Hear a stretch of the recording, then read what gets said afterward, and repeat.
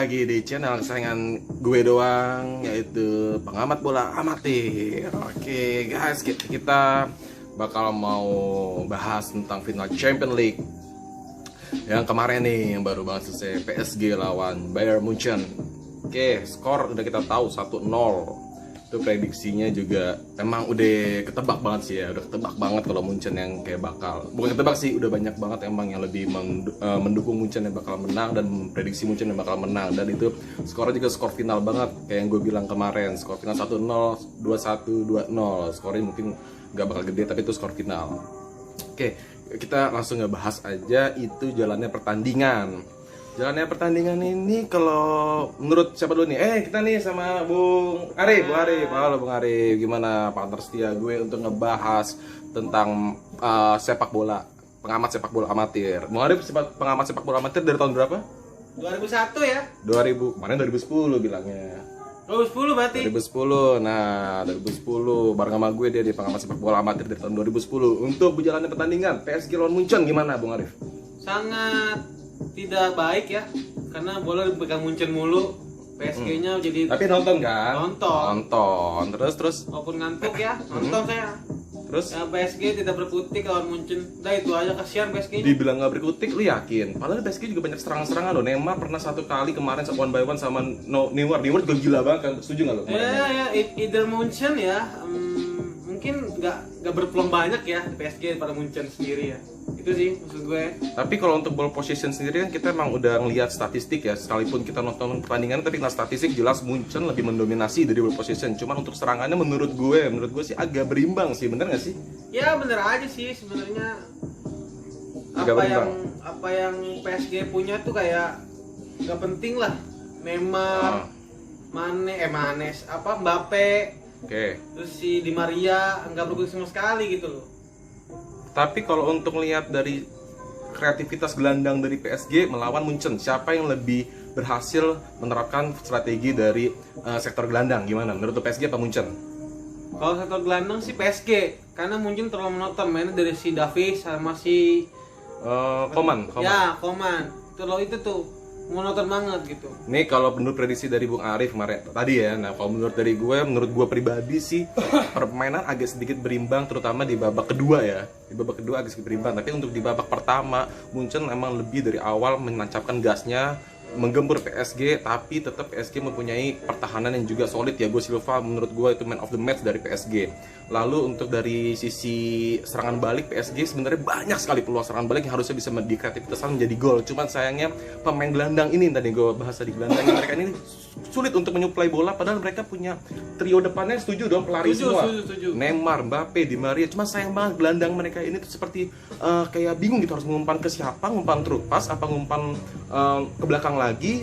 Nah, menurut gue itu salahnya, serangan baliknya tidak bisa dioptimalkan baik dengan PSG. Tapi di babak kedua gue akuin PSG udah mulai bangkit, apalagi setelah tertinggal 1-0.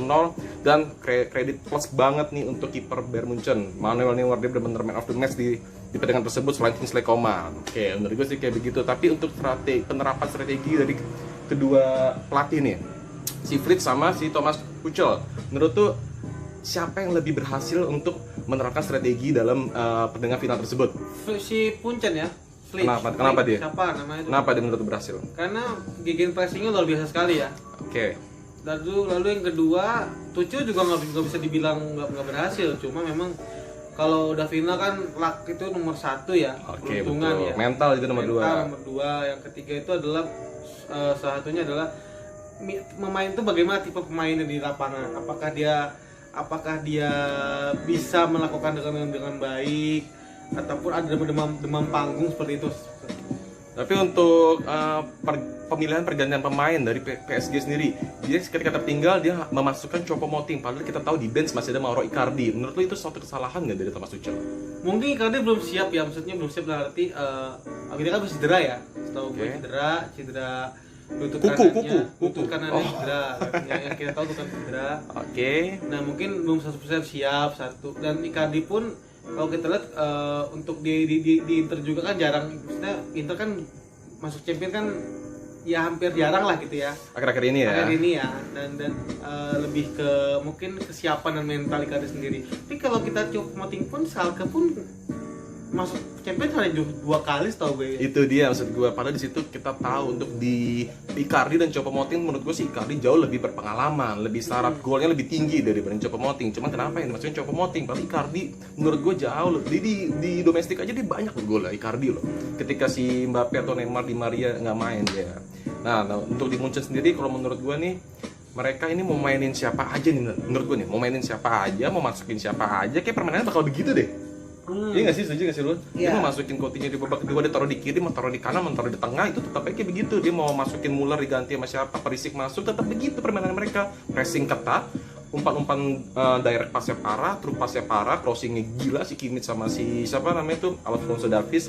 Jadi menurut gue kalau untuk Munchen siapa aja dimasukin oleh si Flick ini nih, itu menurut gue nggak masalah sih. Karena maksud gue kalau dari Munchen dan PSG di benchnya tidak ada kesenjangan, maksudnya nggak ada gap ya.